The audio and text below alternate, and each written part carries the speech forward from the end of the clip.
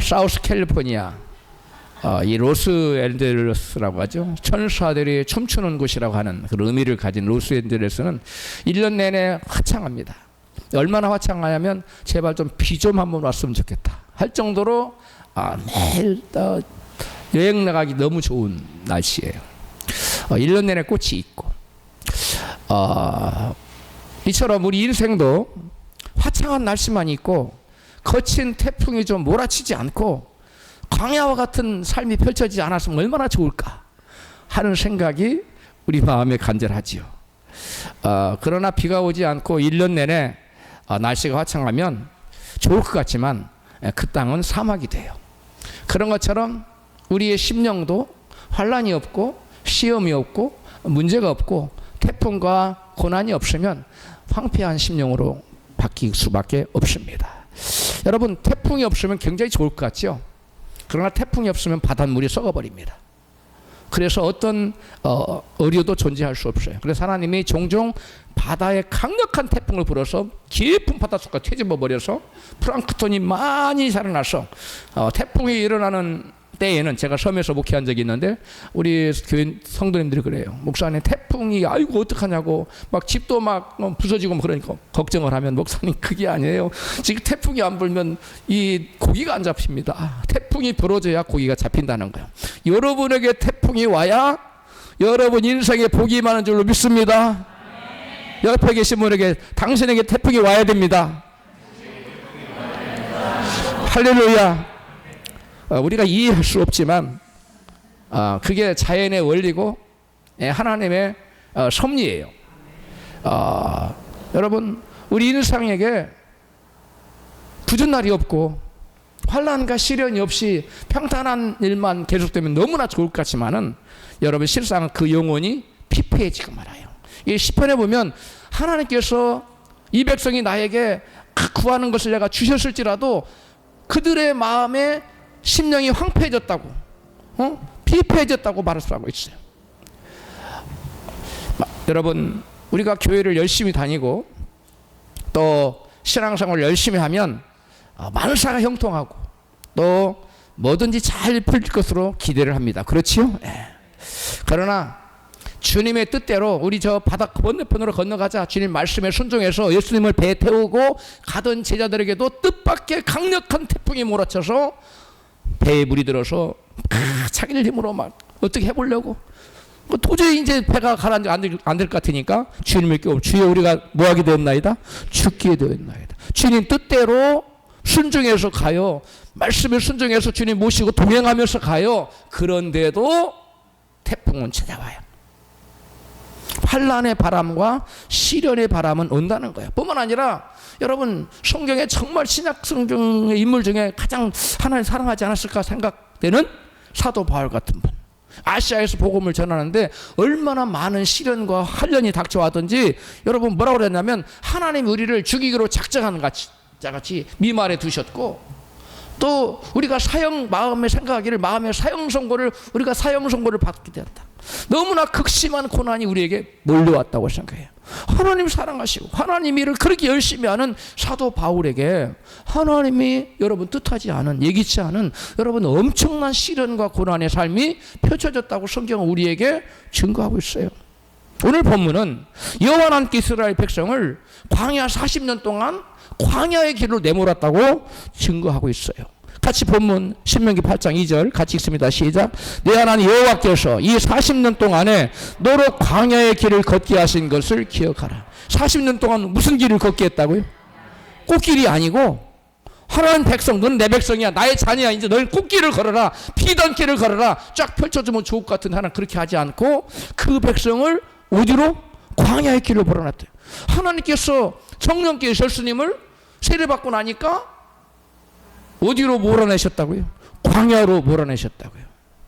그 예수님은 이 땅에 오셔서 저와 여러분을 죄에서 구원하실 뿐만 아니라 우리 인간에게 삶의 모델을 보여주시기 위해서 예수님도 세례 받으시고, 세례는 우리가 죽었다가 다시 태어나는 거예요.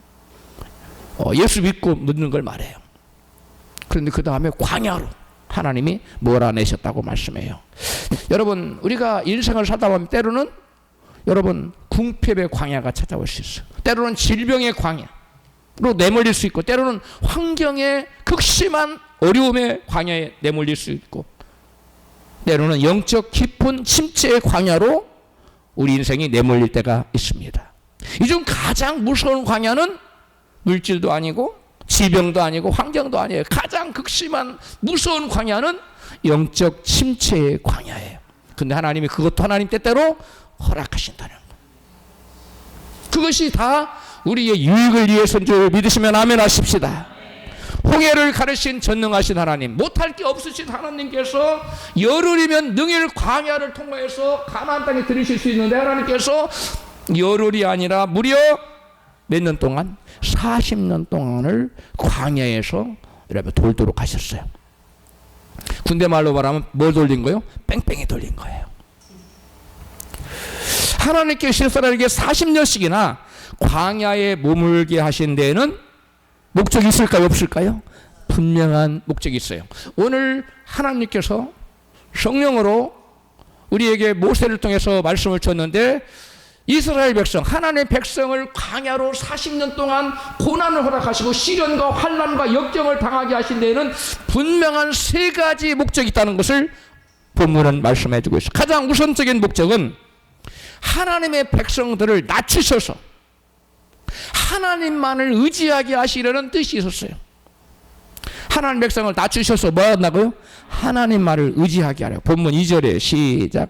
내 하나님 여호와께서 이 40년 동안에 내게 광야의 길을 걷게 하신 것을 기억하라. 이는 너를 낮추시며. 낮추시라. 하나님 이스라엘 백성을 40년 광야를 돌린 것, 그들을 뭐 하려고? 낮추시려고. 하나님 백성 됐으면 높여야 되잖아요. 우리 생각에. 하나님은 높아지기 전에 먼저 뭐가 있어요? 낮아짐의 은혜가 있습니다. 이 낮아짐이 은혜예요. 그래서 먼저 하나 이 백성들이 여러분 40년 광야를 통과하지 않고 가나안 땅에 곧장 들어갔다고 해보세요. 그러면 자기 중심적인, 이기적인, 자기만 아는 그러한 옛사람의 모습이 여러분 사라졌을까요? 여전히 옛사람의 모습 그대로 가져가서 여러분 하나님은 온데간데 없고 오로지 자기중심적인 삶을 살았을 것입니다.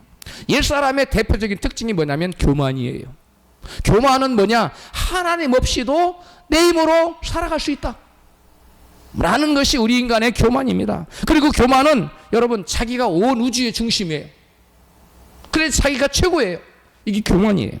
옛사람은 자기가 마치 자기 인생의 주인인 양, 자기 중심적인 생각에 사로잡혀 살아가는 사람이 교만한 사람이에요. 옛사람은 나의 창조주요, 나의 구원자요, 나의 주권자이신 하나님을 나의 주권자로 인정하지 않아요. 그리고 내 인생의 주권을 내가 주고 내가 가짜를 주고 자기가 살아가려고 해요. 자기가 주인인 사람, 이 사람이 바로 옛사람이요 교만한 사람인 것입니다. 우리는 교만의 옛사람을 다 벗어버리기를 축복합니다. 여러분, 우리가 자연인의 모습 그대로 예수 믿고 변화되지 않는 모습 그대로는 결코 하나님 나라를 들어갈 수 없습니다. 그래서 하나님께서 우리를 사랑하셔서 광야의 길을 허락하신 거예요. 광야를 통해서 우리는 갖가지 시련과 역경과 환난을 통해서 하나님을 경험하게 돼요. 환난 날에 나를 부르라, 내가 너를 건지리니 내가 나를 영화롭게 하리로다. 할렐루야. 환난을 통해서 하나님을 부르고 그 하나님이 손을 내미셔서 하나님의 영광의 얼굴을 우리에게 드러내 보이셔. 나 이렇게 살아있어. 너의 문제를 내 힘으로 안 되지만 내가 나서면 돼 라고 하나님이 때마다 일마다 나타나시고 당신의 영광의 얼굴을 보여주심으로 우리 인간으로 하여금 우리 인간의 존재가 무엇이며 하나님은 어떤 분이신가를 체험적으로 깨닫게 하시는 것이 광야입니다. 할렐루야. 여러분, 광야는 물이 없어요. 전갈과 뱀이 우거거리는 것이에요. 먹을 것도 없어요. 밤에는 너무 추워서 견디지 못해요. 낮에는 너무 더워서 살 수 없어요. 인간이 살아갈 여건이 조금도 구비되지 않는 곳이에요. 그래서 광야는 내 힘으로 살 수 없는 곳이 광야고 하나님의 은혜와 하나님의 도움 없이는 전적으로 살아갈 수 없는 곳이 광야입니다. 바로 하나님이 하나님의 백성을 그곳으로 인도하셨다는 거예요. 할렐루야. 그래서 하나님께서는 우리 인간으로 하여금 너의 힘만으로는 도저히 살아갈 수 없다는 것을 하나님은 깨닫게 하시고, 너는 누구의 힘으로? 나의 힘으로만 살아갈 수 있다는 깨닫게 하시기 위해서 40년 동안 광야로 인도하신 줄 믿습니다. 여러분, 그래서 이스라엘 백성들이 40년 동안 광야를 돌면서 자신의 죄성을 깨닫고요, 자신의 무력함을 깨달아요. 그리고 전능하신 하나님을 만나고 전능하신 하나님의 주권을 인정하실 수밖에 없고, 그 주권 앞에, 전능하신 하나님 앞에 무릎을 꿇을 수밖에 없는 그러한 형편으로 하나님께서 몰아넣으신 것이 40년 광야 생활이에요. 여러분, 아무것도 자기 힘으로 할 수 없는 무력한 존재들임을 깨닫고 전적으로 하나님을 찾고 의뢰할 수밖에 없는 것이 바로 광야라는 것이에요. 여러분, 그래서 그때의 광야에서 이스라엘 백성들은 누구를 만나? 하나님을 만납니다. 할렐루야.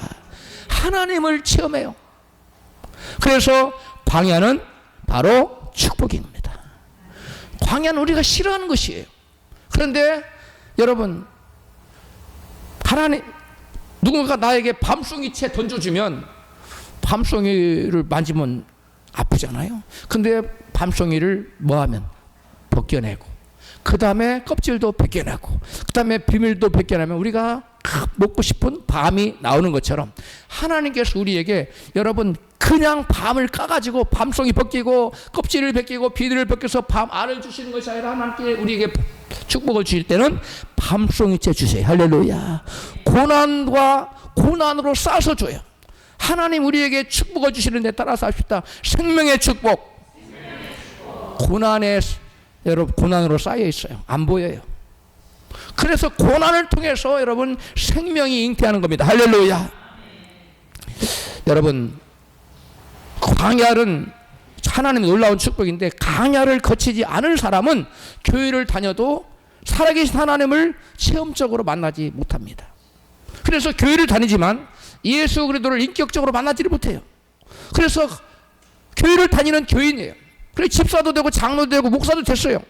그러나 거듭난 그리스도인이 아니에요. 예수를 교리적으로는 믿어요. 그래서 기독교에 동그라미를 치고 예수 믿는다고 말해요. 그러나 그는 하나님의 사람은 아니에요. 하나님 봤을 때 여전히 기독교를 믿는 기독교 종교인에 머무르고 있어요.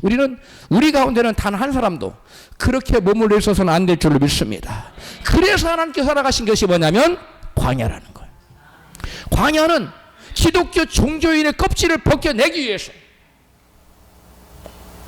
여러분, 경건의 모양은 있는데 경건의 능력이 없는 자가 아니라, 경건의 모양도 있으면서 경건의 능력도 있는 그러한 참된 그리스도인을 만들기 위해서 저와 여러분에게 광야를 허락하신 줄 믿으시면 크게 아멘하십시다.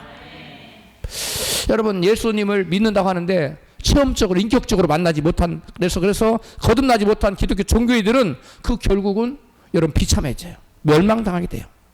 그래서 사도 바울은 그 사실을 이렇게 증거하고 있어요. 고린도전서 10장 5절에 그러나 저희의 다수를 하나님이 기뻐하지 아니하신 거로 저희가 광야에서 멸망을 받았느니라. 누구를 향해서 말하냐면 이스라엘 백성들이 모세를 따라 홍해에서 세례를 받았다는 거예요. 예수 믿고 나왔다는 거예요. 구원받아서 나왔다는 거예요. 그런데 하나님 그들 중에 누구를? 다수를, 대부분의 사람들을 기뻐하지 않았어요. 그래서 멸망받았어요. 그들은 여전히 기독교 종교인에 머물러 있었다는 거예요. 사도 유다도 이와 같이 말합니다. 유다서 1장 5절 시작. 주께서 백성을 애굽에서 구원하여 내시고 후에 믿지 아니하는 자들을 멸하셨으며, 애굽에서 구원해냈어요. 바울의 표현에 의하면 홍해에서 모세를 따라서 홍해를 건너므로 세례를 받았어요. 그냥 하나님 멸하셨다는 거예요. 후에 누구를? 믿지 않는 자들을 멸했다는 거예요. 예수님은 이같이 말씀합니다. 다 같은 맥락의 말씀인데 마태복음 22장 14절 시작. 청함을 받은 자는 많되 택함을 입는 자는 적으니라. 아멘. 예수님 많은 영혼들을 여러분 애굽에서 구원해내서 광야로 인도했어요. 사도행전에 보니까 광야 교회라고 말해요. 광야를 뭐라고 얘기한다고요? 교회. 여러분 우리가 교회 생활하는 이 동안은 사실 광야예요. 가나안 어디냐? 죽을 손가락으로 이루는 거예요. 할렐루야. 물론 이스라엘 백성들이 여러분 가나안 들어가기 전에 두 지파 반은 가나안과 비슷한 것을 체험했어요. 두 지파 반이 그걸 점령했지요. 우리가 이 땅에 살면서 천국을 엿장수들인 맛보듯이 조금 맛볼 수 있어요. 할렐루야. 여러분 그 맛도 좀 보세요. 예, 그것도 맛보지 말라 그러면 안 돼요. 근데 이것이 다라고 생각하면 안 돼요. 그건 그 길 부분이에요. 여러분 예수님이 우리를 광야로 광야교회로 이 교회로 부르신 것은 우리 영혼의 옛사람을 벗어버리고 예수의 영으로 성령의 영으로 채워져서 거듭난 영혼이 되라는 거예요. 할렐루야. 그래서 천국 백성이 되고 영원한 천국을 기업으로 누리는 하나님 백성이 되라고 불러주신 줄 믿습니다. 그래서 청함을 받은 자는 많아요. 교회마다 가득가득해요. 그런 청함 받은 자는 많은데 택함을 받은 자는 천국에 들어갈 자는 많다 적다? 적다는 거예요. 근데 우리는 전자도 해당되어야 되지만 후자에 택함을 받은 무리에 다 속해야 될 줄로 믿습니다. 여러분 참 주님의 마지막 셀렉션에서 너는 나의 신부다. 내가 너에게서 믿음을 보았다. 이러한 주님의 여러분 마지막 사인, 믿음으로 인정하는 사인을 우리가 받아야 됩니다. 할렐루야. 청함 받은 자는 부지기수예요. 여러분 그러나 택함 받은 자는 적어요. 어떤 사람이 주님께 나와 예수님 구원 받은 자가 적으니까 주님 뭐라고 말씀했어요? 좁은 문으로 들어가기를 힘써라. 그리고 들어가기를 힘써도 들어가지 못할 자가 많으니라. 여러분 천국에 가기 위해서 좁은 길로 애써도 탈락자가 많다는데 애도 안 쓰는 사람이 어떻게 천국 가겠어요? 여러분 이 말씀을 여러분 무게 있게 받아들여야 됩니다. 가볍게 들으시면 안 돼요. 하나님께서 광야에 머물게 하신 궁극적인 목적은 이스라엘 백성들을 어디로 인도하시기 위한 거예요? 하나님의 나라, 하나님의 주인 되어 하나님이 다스리시는 가나안 땅에 들이시기 위해서 오늘 여러분 우리를 천국에 들이시기 위해서 교회를 인도하신 줄로 믿습니다.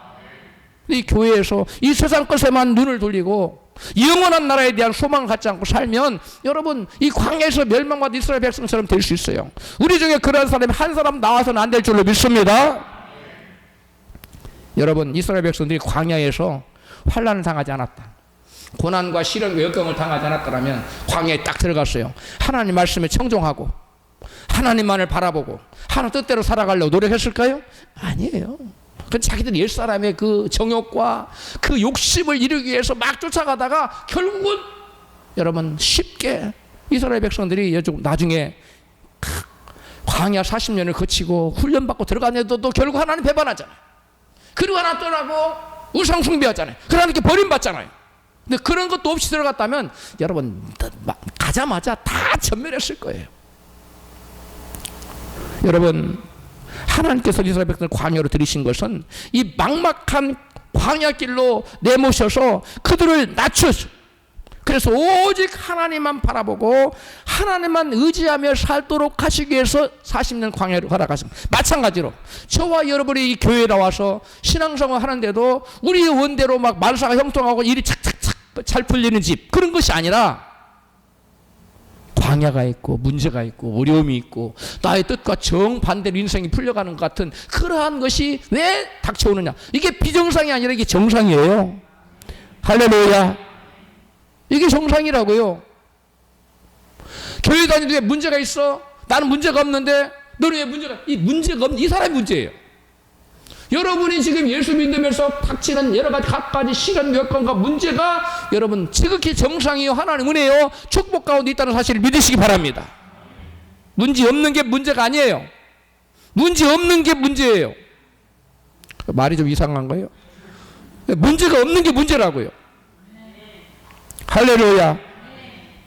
하나님 우리를 낮추시면 우리가 어떻게 되는지 마음이 가난해져요. 예수님 말씀 10년이 가난한 자는 복이 있나니 천국이 저희 것이며. 할렐루야.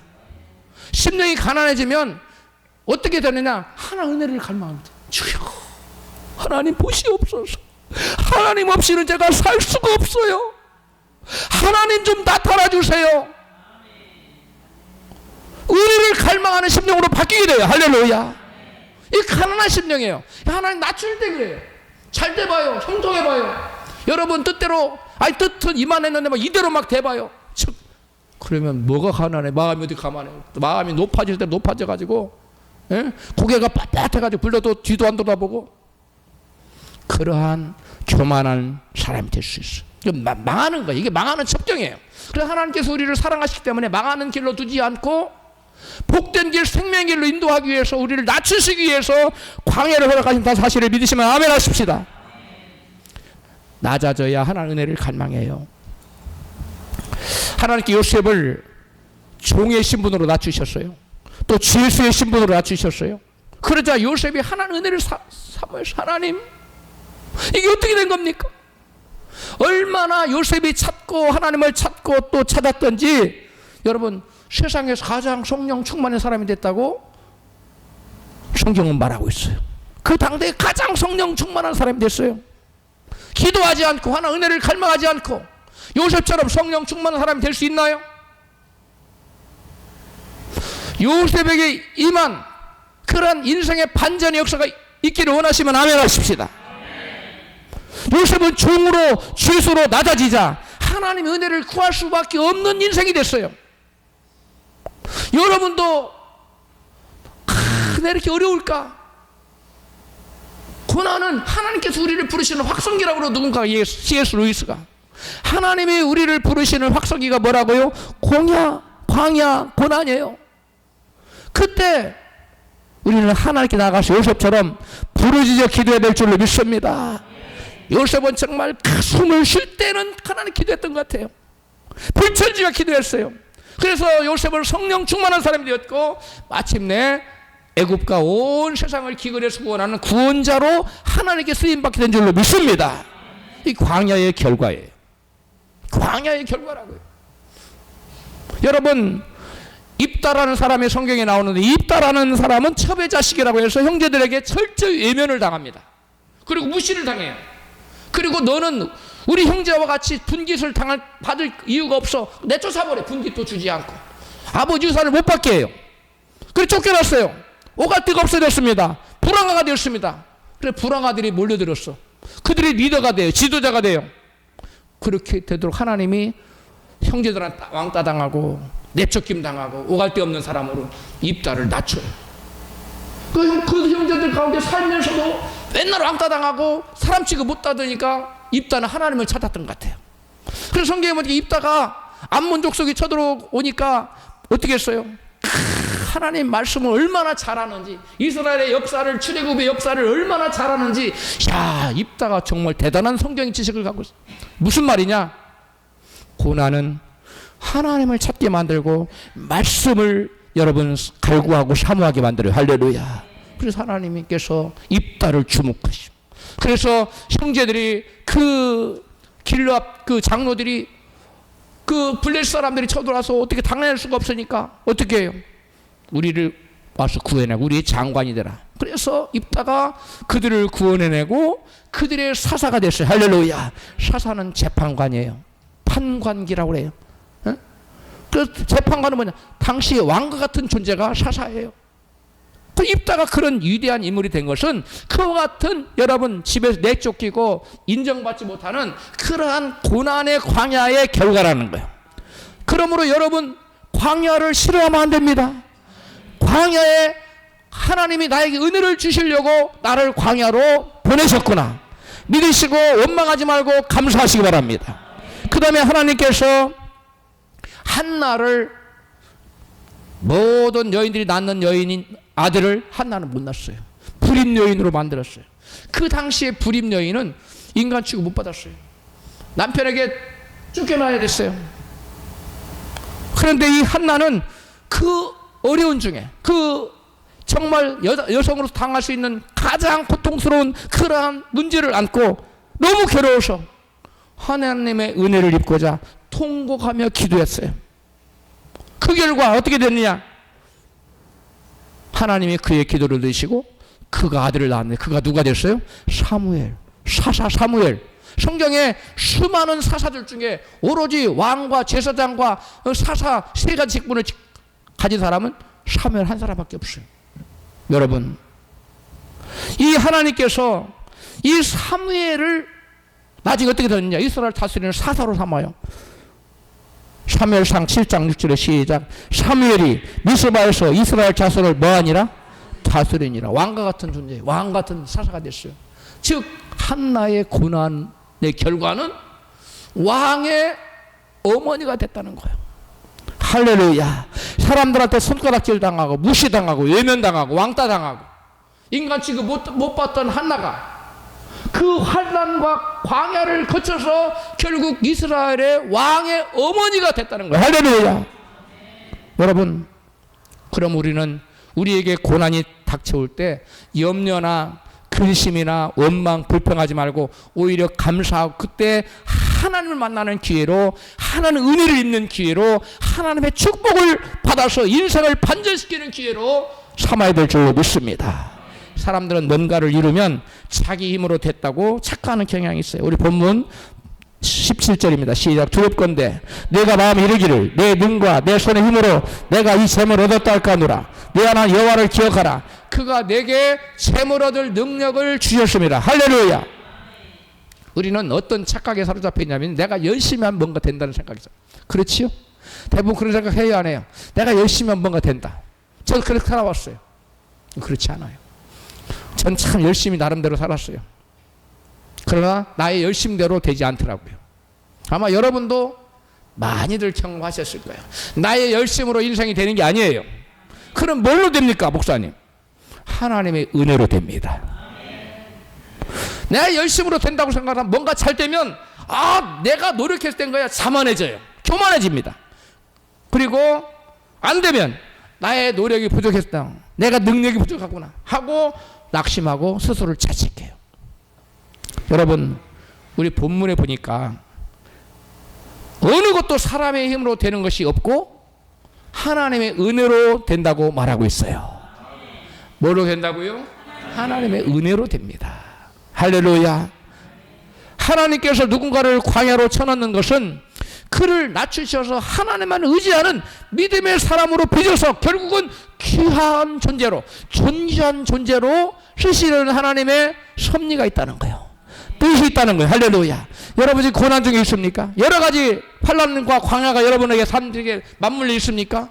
하나님이 나를 그래도 귀히 보시는구나, 나를 존귀하게 쓰시려는 계획이 있으시구나 하고 그에 걸맞게 반응하시기를 축복합니다.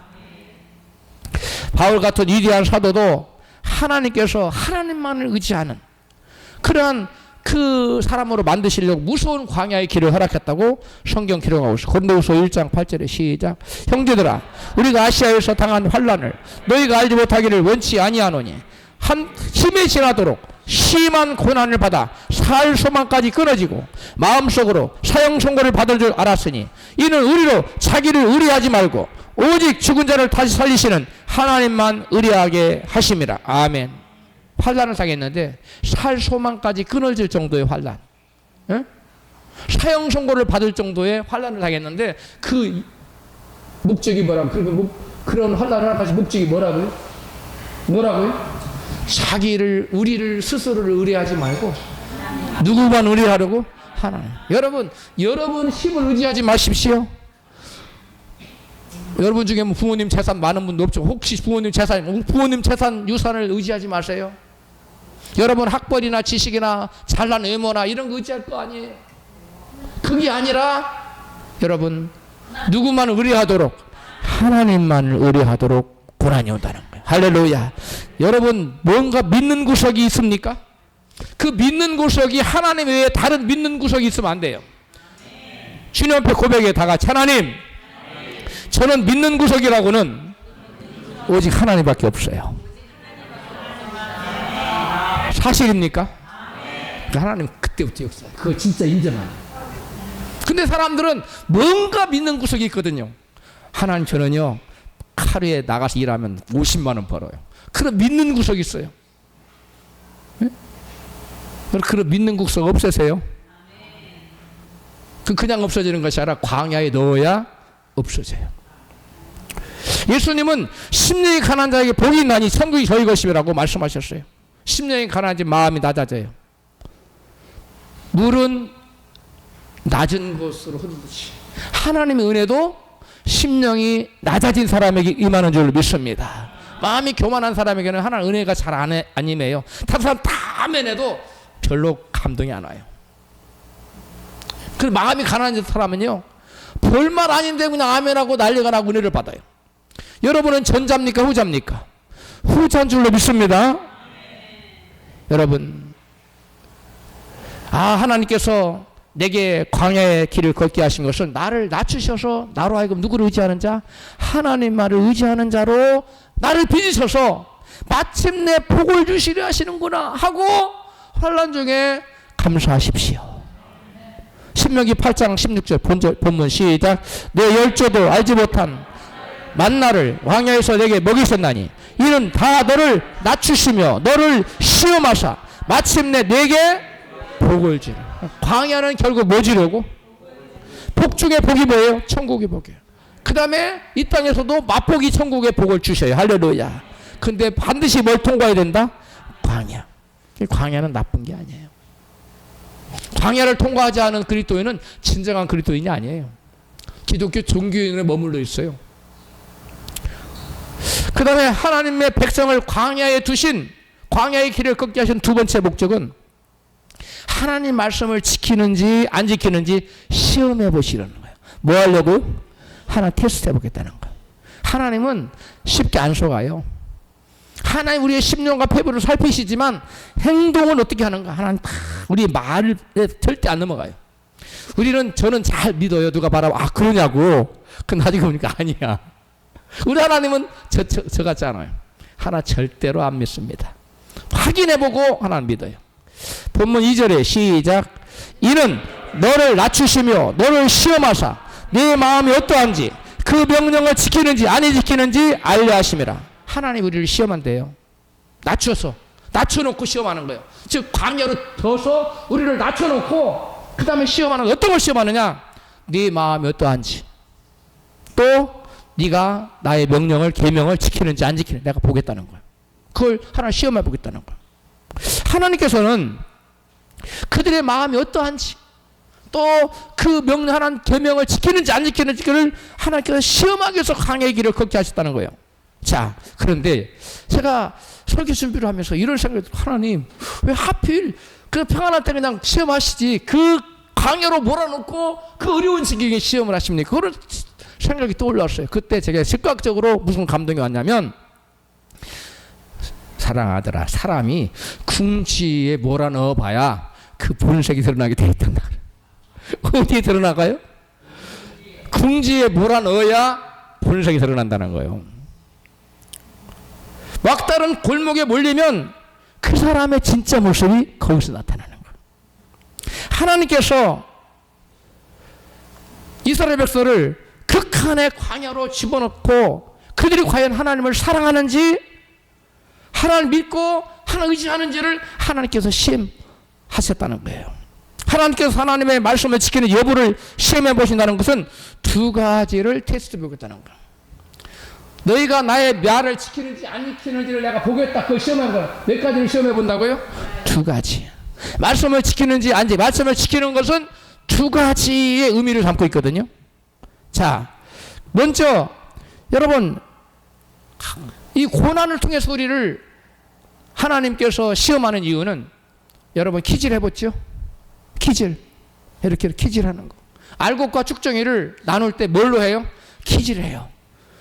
그 알곡은 막 하면은, 퀴즈를 하면은 안으로. 그 다음에 쭉정이는 밖으로 멀리 날아가 버려요. 저와 여러분에게 환난이라는 고난을 통해 하나님 우리를 퀴즈를 해보시는 거예요. 그래서 깊은 환난 중 우리를 시험한다는 거예요. 할렐루야. 여러분이 환난을 당하고 문제를 당할 때 하나님이 나를 지금 퀴즈를 해보시는구나. 테스트 해보시는구나.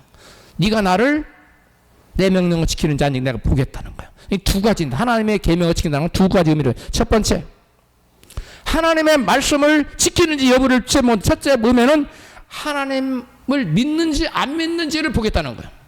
뭐라고요?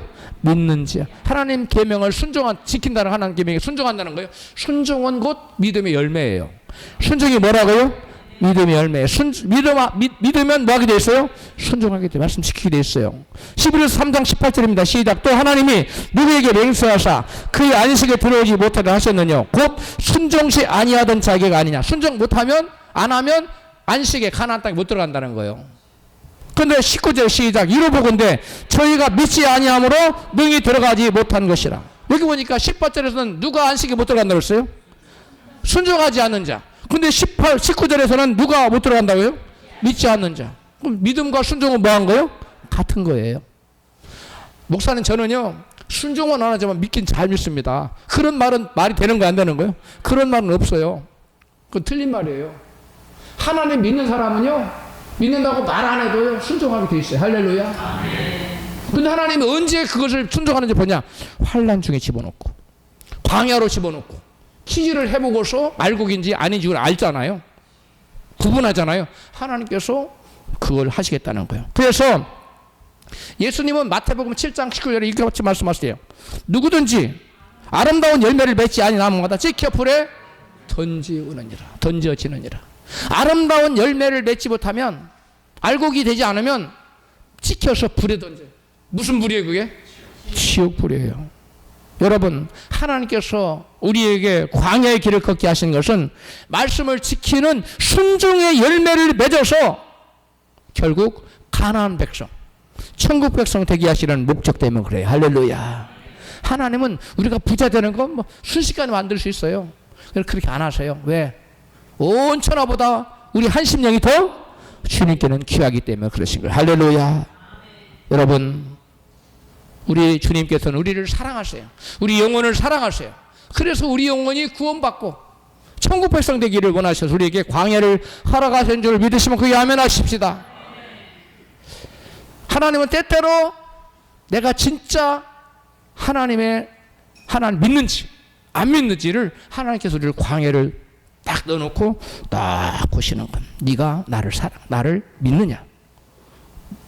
어떻게 확인해요? 말씀을 지키는가 안 지키는가 통해서 나를 믿는가 안 믿는가. 지키는 건 믿는 거고 안 지키는 건 안 믿는 거예요.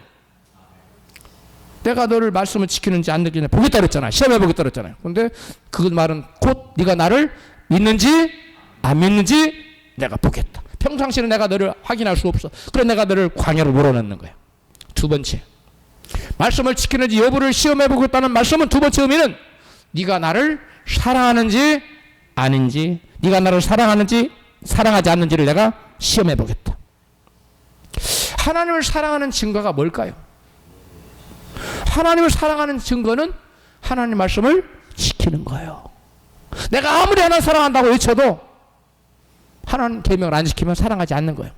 요한복음 14장 23절입니다. 시작. 예수께서 가라사대 사람이 나를 사랑하면 내 말을 지키리니 나를 사랑하지 아니하는 자는 내 말을 지키지 아니하나니. 아무리 주님 사랑한다 입으로 달고 살아. 근데 삶은 하나님 말씀과 상관없이 살아. 말씀 범하며 살아. 하나님 사랑하는 거 안 하는 거예요? 안 하는 거예요. 여러분 요한복음 14장 15절에 너희가 나를 사랑하면 나의 계명을 지키리라고 그랬어요. 주님을 사랑하면 뭐 한다고요? 주님을 계명을 지키게 돼 있어요.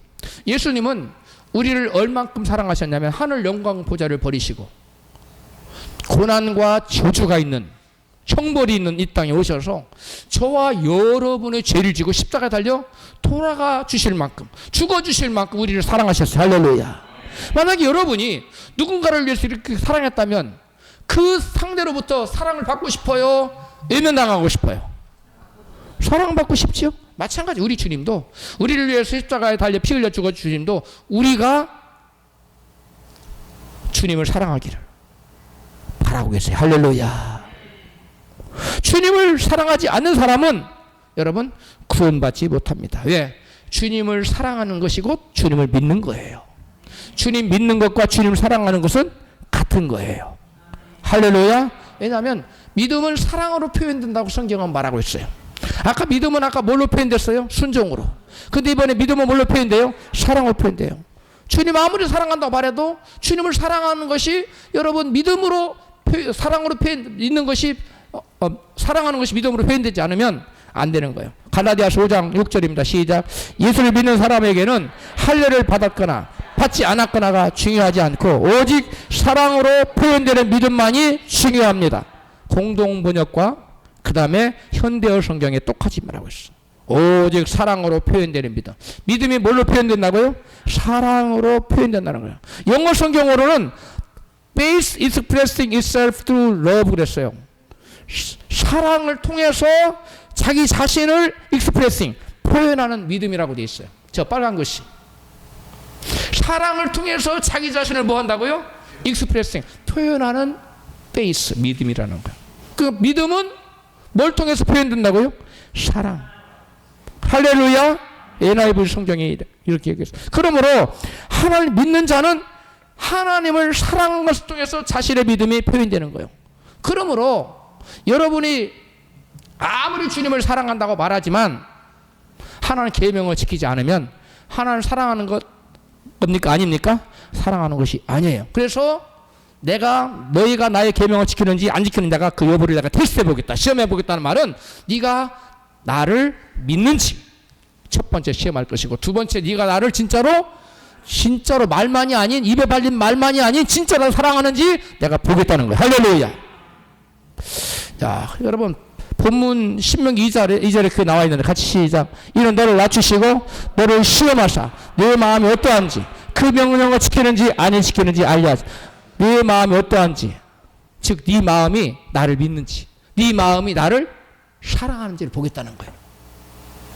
그런데 이 신명기 8장 2절에서는 무엇을 알고자 하나님께서 시험한다고 했어요? 마음이 어떠한지와 그 명령을 지키는지 여부를 알기 위해서. 근데 신명기 13장 3절에서는 무엇을 알고자 하나님 시험한다고 말씀하냐면 같이 읽어요. 시작. 너희 하나님 여호와께서 너희가 마음을 다하고 성품을 다하여 너희 하나님 여호와를 사랑하는 여부를 알려하사 너희를 시험하심이니라. 여기서는 시험하는 목적이 뭐라고요? 사랑하는지 여부를. 아까는 뭐 때문에 시험한다고? 내 말씀을 지키는지 안 지키는지. 제가 지금 삼중적으로 이 의미를 지금 여러분한테 설명해 드리고 있어요. 그래서 여러분, 내가 아무리 하나님 사랑한다고 말해도 하나님 안 속아요. 그 마음에 진짜 주님을 사랑하는 사람은 하나님의 계명을 지키게 돼 있어요. 할렐루야. 여러분, 그러므로 내 마음이 어떠한지와 그 명령을 지키는지 안 지키는지 그 여부를 시험하는 것은 그 마음에 하나님을 믿는지, 그리고 그 마음에 하나님을 진짜로 사랑하는지, 이걸 점검해 볼 때 여러분 진짜 하나님 사랑하고 계세요? 박자가 잘 안 맞아요. 다시 한번 물어볼게요. 여러분 진짜 하나님 사랑하십니까? 할렐루야. 진짜 사랑해야 돼요. 그 다음에 마지막 세 번째 목적입니다. 하나님께서 이스라엘 백성을 광야에 두신 세 번째 목적이 뭐냐? 사람이 떡으로만 사는 것이 아니라 하나님의 입으로 나온 모든 말씀으로 사는 줄 알게 하려고 우리를 시험한다는 거예요. 광야를 집어넣는다는 거예요. 본문 3절입니다. 시작. 너를 낮추시며 너를 줄이게 하시며 또 만나를 네게 먹이신 것을 사람이 떡으로만 사는 것이 아니요 여호와 입에서 나오는 모든 말씀으로 사는 줄을 네가 알게 하려 하심이니라. 아멘. 여러분, 사람은 누구나 육체를 가진 인간은 떡을 먹지 않으면 생존할 수 없는 사실을 누구나 다 알아요. 아주 깐난하게 빼놓고는 깐난하게 그거 먹으려고 애를 써요. 젖을 안 주면 막 하고 막 울죠. 그거 없으면 죽는다는 아는 거예요. 걔도. 누구나 인간은 떡이 없으면 죽는다는 거 알아요. 그런데 우리 인간 안에 이 영혼이, 우리 인간은 육체와 그 안에 호흡이 불어넣어서 영혼이 하나님 영혼이 불어넣어져 있어요. 그래서 우리 인간은 양면적인 존재예요. 천사와 하나님은 영적인 존재고 동물들은 육적인 존재예요. 우리 인간은 육적인 존재와 영적인 존재가 합쳐져 살아요. 그래서 우리 인간에 아무리 떡을 먹어도 육은 만족할 수 있어요. 그러나 영혼은 채워지 안 채워져요? 안 채워요. 우리 인간에게는 깊은 영혼의 홀이 있어서 육적인 것을 아무리 먹어도 우리 영혼이 만족이 안 돼요. 그래서 해밍웨이나 가와타바 야스나리, 일본의 이 사람이 노벨 문학상 탄 사람들인데 여러분 자살했잖아요. 예. 영혼이 채워지지 않아서 그래요. 영혼의 만족이 안 돼서 그러는 거예요. 그러면 우리 인간은 떡으로만 사는 것이 아니라 또 뭘로 살아야 돼요? 하나님의 말씀으로 먹어야 영혼의 만족이 있는 줄을 믿습니다. 여러분, 그런 의미만 있는 것이 아니라 또 하나님께서는 우리 인간이, 여러분, 떡으로만 사는 사람은 자기 능력, 인간의 한계 능력 안에서만 살아가는 사람이에요. 근데 하나님 말씀으로 사는 사람은 어떤 사람이냐? 하나님의 능력을, 인간의 한계 능력을 초월해서 하나님의 능력으로 사는 사람이 말씀으로 사는 사람이에요. 구분되셨어요? 떡으로만 사는 사람은 물론 육적인 떡, 환경에 의지해서 사는 사람이에요. 그리고 자기 능력의 한계 안에서 사는 사람이에요. 그런데 말씀으로 사는, 하나님이 나온 모든 말씀으로 사는, 그 말씀을 자원 삼아서 인간의 한계 능력을 초월해서 하나님의 말씀의 능력으로 살아가는 사람이에요. 그것을 깨닫게 하시기 위해서 하나님이 이스라엘 백성을 광야로 몰아넣으셨다는 거예요. 할렐루야. 성경에 보면 여호수아와 갈렙은 하나님 말씀의 능력으로 사는 법을 알고 있었어요. 그런데 열정탐꾼과 모든 이스라엘 백성들은 떡으로만 사는 법밖에 몰랐어요. 하나님 말씀으로 사는 법을 몰랐기 때문에 가나안을 정탐하고 보니까 우리 인간의, 우리의 능력으로는 도저히 불가능해. 안 돼. 우리는 그 땅을 취할 수 없어. 하나님 말씀이 뭐라고 했건 우리는 그건 상관없고, 우리 현실적으로 보니까 그건 안 돼. 우리는 그 땅을 취할 수 없어. 그러므로 한 장관을 세워서 애굽으로 다시 돌아가자, 이렇게 나왔어요. 할렐루야. 이것이 떡으로만 사는 사람들의 삶의 방식이에요. 근데 하나님은 그렇게 살지 말라는 거예요. 그렇게 살면은 비전이 없다는 거예요. 미래가 없다는 거예요. 너희는 내가 믿음의 날개를 여기 달아줬어. 그러므로 너희는 믿음의 날개가 없는 세상 사람처럼 떡으로만 살려고 하지 말고 내가 달아준 믿음의 날개를 달고 하나님 말씀으로 창공을 날며 살아가라. 할렐루야. 믿음으로 살아가라고 말씀하시는 거예요. 할렐루야. 여러분, 떡으로만 사는 사람과 하나님의 입에서 나온 모든 말씀으로 사는 사람의 차이는 하늘과 땅 차이예요. 무슨 차이라고요? 하늘과 땅 차이가 여기서 나오는 말이 여기서 나온 거예요. 여러분, 80노구에 여러분 모세는 내 백성을 애굽에서 가서 구원해내라 하는 하나님 말씀 하나 붙들고 지팡이 하나 들고 덜렁덜렁 가잖아요. 웃겨요, 안 웃겨요? 웃기는 거죠. 이게 말이 안 되는 거예요. 당대의 최고의 패권 국가인 애굽 왕 바로에게 가서 하나님 백성을 내놓으시오. 하나님이 가서 제사드리라 했습니다. 말이 돼요, 안 돼요? 안 돼요. 근데 모세는 왜 그렇게 할 수 있었느냐? 40년 동안 사람이 떡으로만 사는 것이 아니라 하나님이 나온 모든 말씀으로 사는 것을 뭐 했어요? 체험적으로 훈련받아서 알고 있었어요. 할렐루야. 저와 여러분도 광야의 교회에 보내서 우리를 훈련시키는 것은 모세처럼 떡으로만 사는 것이 아니라 불가능해도 하나님 함께 하시면 능히, 아무리 패권 국가의 왕이 힘없는 이스라엘 백성을 종으로 삼고 있어도 풀어낼 수 있다는 그러한 계산이 나오는 거예요. 할렐루야. 떡으로만 살지 마십시오. 지금까지는 떡으로만 살았어라도 앞으로는 믿음으로 살기를 주여로 축복합니다. 그래서 모세는 40년 광야 생활에서 떡으로만 살지 않고 하나 입으로 나온 모든 말씀으로 사는 그 비결을 배웠기 때문에 문제를 당할 때마다 이스라엘 백성을 하나님 원망하고 불평하고 애굽에 매장지가 없어 우리를 죽이려고 데려왔네 막 원망할 때 모세는 그때마다 하나님께 뭐예요? 무릎 꿇잖아요. 환경을 바라보지 않고 환경보다 크고 문제를 바라보지 않고 문제보다 크신 하나님 바라보고 무릎 꿇고 두 손 들고 주여 문제를 보시옵소서, 문제보다 크신 하나님 나타나 주시옵소서. 모세가 기도할 때나 나타나셔서 홍해의 지팡이를 내밀어라. 홍해를 가르고 여러분 만나를 내리고 온갖 일을 다 하잖아요. 할렐루야. 이것이 바로 떡으로만 사는 것이 아니라 하나님이 나오는 모든 말씀으로 살아가는 사람의 모습입니다. 할렐루야. 여러분, 여호사밧 왕 때에 모압과 암몬과 세일산 족속, 세일산 족속은 에서 족속을 말해. 이 세 족속이 삼각 연대를 이루어가지고 연합해서 유다를 치러 올라왔어요. 근데 그때 유다는 힘이 없었어요. 막아낼 재간이 없는 거예요. 중과부적이라고 그래요. 그런데 여호사밧 왕이 믿음이 있었어요. 온 백성을 불러 모아서 다 금식하라. 그 하나님과 간절히 부르짖기도 하나님, 문제보다 크신 하나님, 우리 인간의 생사복을 주장하신 하나님, 우리의 문제를 보시옵소서. 저들이 우리를 지금 집을 삼키려고 찾아오는 저들을 대항할 능력이 없습니다. 그러니까 하나님께서 야셀이라는 그러한 무명 선지자에게 말씀을 들려줬어요. 같이 읽어봤어요. 시작. 역대하 20장 17절 시작. 이 전쟁에는 너희가 싸울 것이 없나니 항우를 이루고 서서 너희와 함께한 여호와가 구원하는 것을 보라. 너희는 두려워하지 말고 놀라지 말고 내일 저희를 마주 나가라. 여호와가 너희와 함께하리라 하셨느니라 하매. 지금 어마어마한 병력으로 쳐들어온 사람을 마서 나가라고요?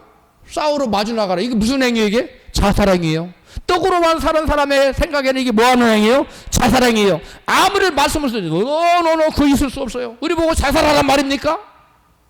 그렇게 나가요. 근데 떡으로만 사는 것이 하나님으로 하는 모든 말씀을 사는 여호사와 그 백성은 어떻게 했어요? 마주 나가라니까 마주 나가요. 마치 지금 자살 특공대를 만들어 나가는 것처럼 마주 나가. 성경 같이 봐. 역대하 20장 21절 시작. 저희가 노래하는 자를 택하여 군대 앞에서 행하며 여호와를 찬송하여 여호와께 감사하세 그 자비하심이 영원하도다 하게 하였더니, 노래와 찬송이 시작될 때에 여호와께서 복병을 두어 유다를 치러온 암몬 자손과 모압과 세일산 사람을 치게 하심으로 저희가 패하였으니, 곧 암몬과 모압 자손이 일어나 세일산 거민을 쳐서 진멸하고 세일 거민을 멸한 후에는 저희가 피차에 살육하였더라. 유다 사람이 들 망대 이르고 우리를 본즉 땅이 엎드러진 시체뿐이요 하나도 피한 자가 없는지라. 다 죽음을. 여기서는 화살 하나 안 당겼어요. 총 하나 쏠때 대포 하나 안 쳤어요. 칼 하나 쓰지 않았어요. 그 지들끼리 자중질환을 다 죽였어요. 하나도 안 남았다는 거예요. 성경에 제가 이 후민을 안 썼는데 나가서 노량물을 어마어마하게 사흘 동안, 한 사흘 동안 얼마나 노량물이 많았다면. 여러분, 이게 바로 떡으로만 사는 사람이 아니라 하나님 위해서는 모든 말씀을 의지해서 살아가는 사람들에게 닥치는 결과인 줄 믿습니다. 여러분, 떡으로만 살지 마세요. 저는 망했어요. 이제 저는 길이 없어요. 하나님 뭐하고 계세요? 그러면 안 돼요. 망한 게 아니라 그때 하나님은 너의 믿음을 내게 보여다오. 나는 네가 나를 사랑하는지 내가 너를 보기를 원한다. 네가 과연 그 중에서 나를 믿는지를 나는 너에게서 보기를 원한다. 너의 믿음 보기를 원하고 내 안에 있는 그 나를 사랑하는 그 마음을 보기를 원한다고 광야를 허락하신 줄로 믿습니다. 여러분, 사람은 떡으로만 사는 사람이 존재해요. 그리고 떡은 물론이고 떡이 없을지라도 뭘로 살 수 있다? 하나님의 입에서 나온 모든 말씀으로 살 수 있다고 믿는 사람. 두 가지 부류의 사람이 존재해요. 이 전자는 세상 사람과 교회를 다니지만 거듭나지 않은 사람. 후자는 교회 광야의 교회 나와서 옛사람 벗어버리고 거듭나서 성령에 충만한 사람. 이 사람은 하나님의 입에서 나온 모든 말씀으로 살아가는 사람인 줄로 믿습니다. 사랑하는 성도 여러분, 저와 여러분도 하나님의 살아있는 약속의 말씀 붙들고 떡으로만 살지 않고 지금까지 떡으로만 살았지만 하나님의 입에서 나온 모든 말씀으로 살아가시기를 주의 이름으로 축원합니다.